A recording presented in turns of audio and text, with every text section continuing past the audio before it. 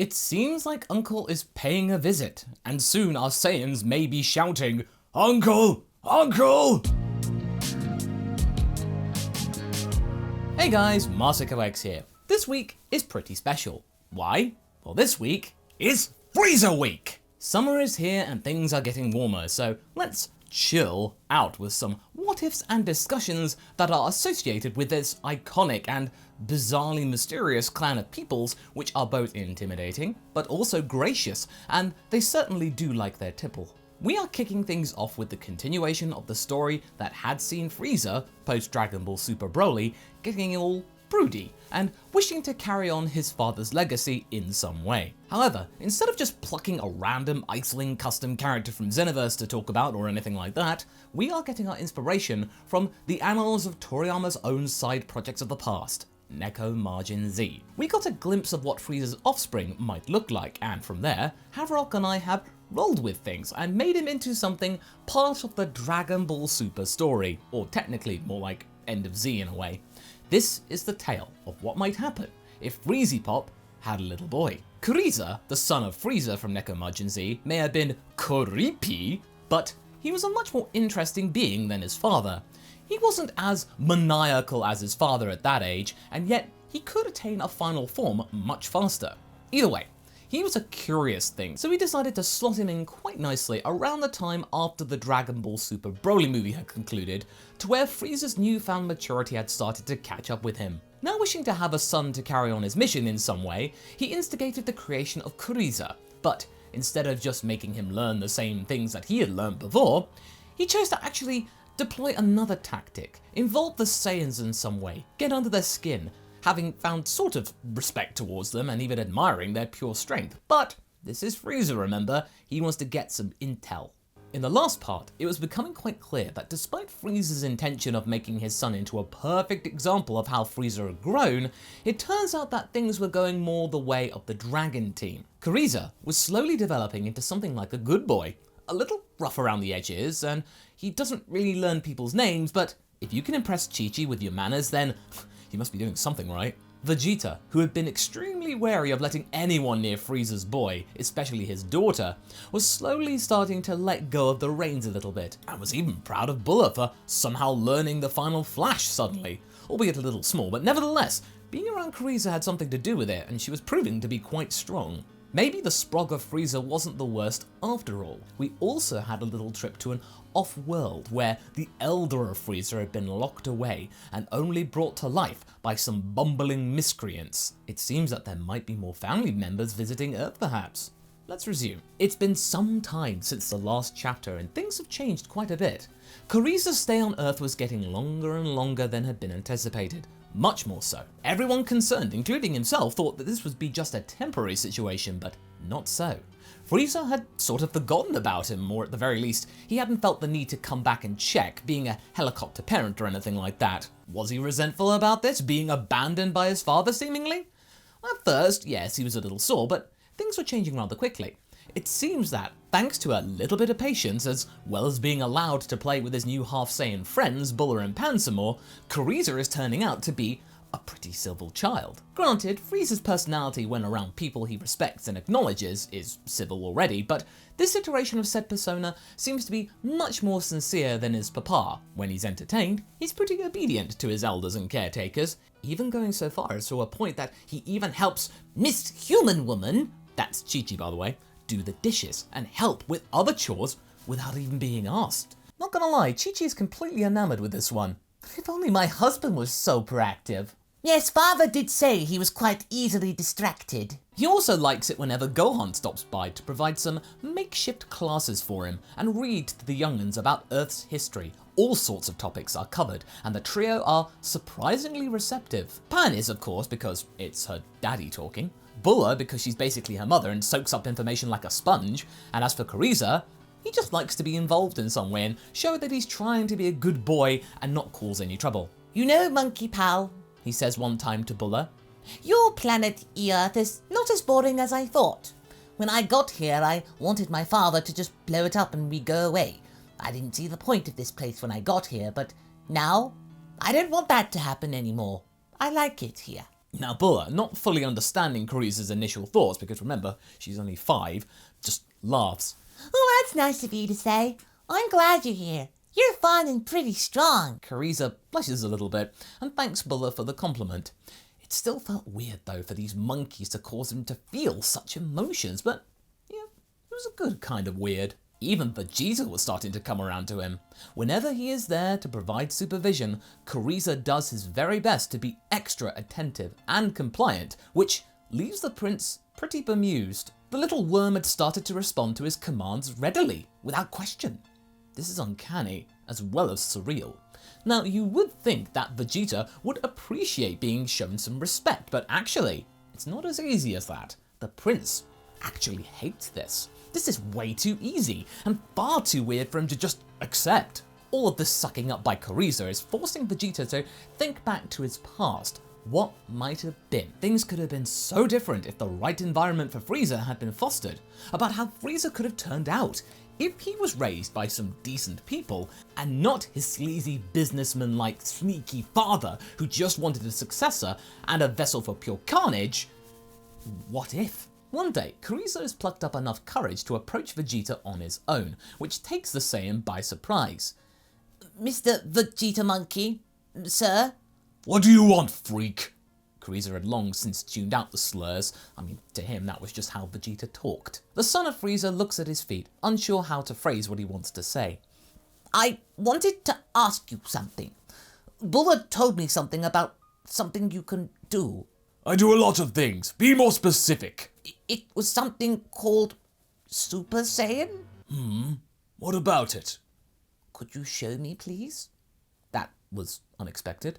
Vegeta is absolutely stunned by this request, but he tries not to show it, of course. He's taking interest, but taking an interest, though, that in itself was interesting.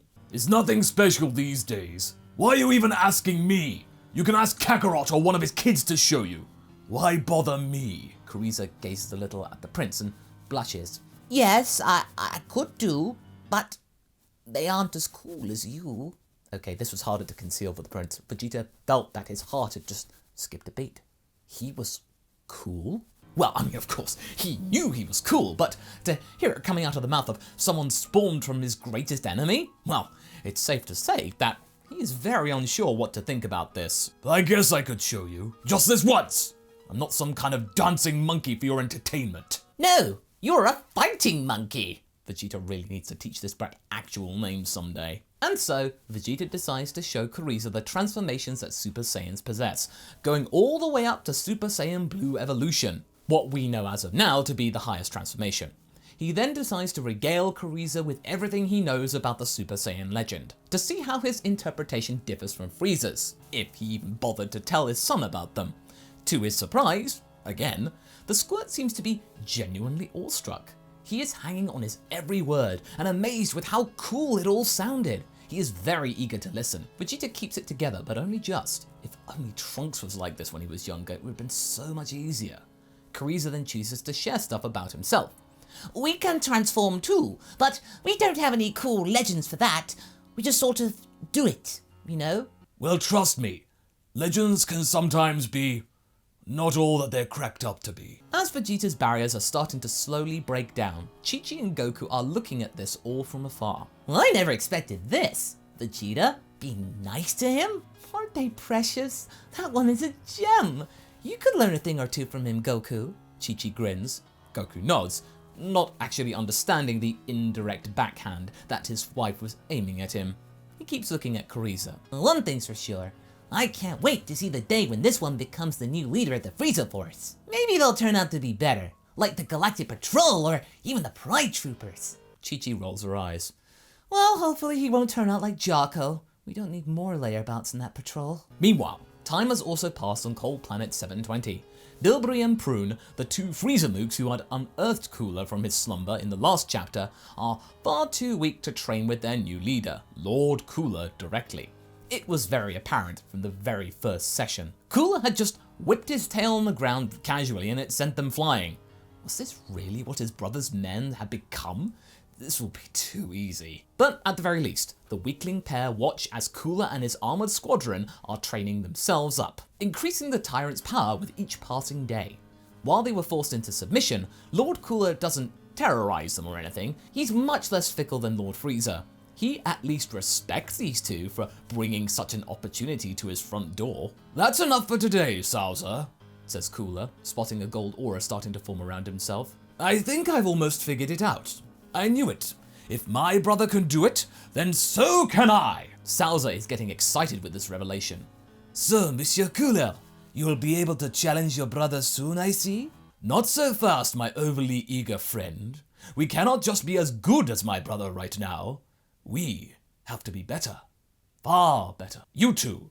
He looks to the two weaklings quivering in the corner of the room at the sight of all of this power. Bilberry gulps loudly. "Yes, Lord Cooler?" "I want you to do a little bit of digging for me. You two are so insignificant that nobody will suspect you.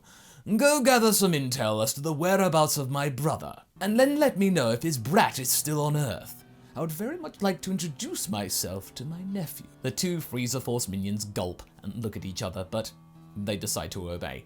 I mean, what other option do they have? Meanwhile, Frieza himself is checking on the progress of his troops. To his big disappointment, a lot of his earlier acquired worlds aren't looking as rosy as he had thought. They were either now in ruins, had regressed to the point of being worthless, or had already been scavenged by splinter groups.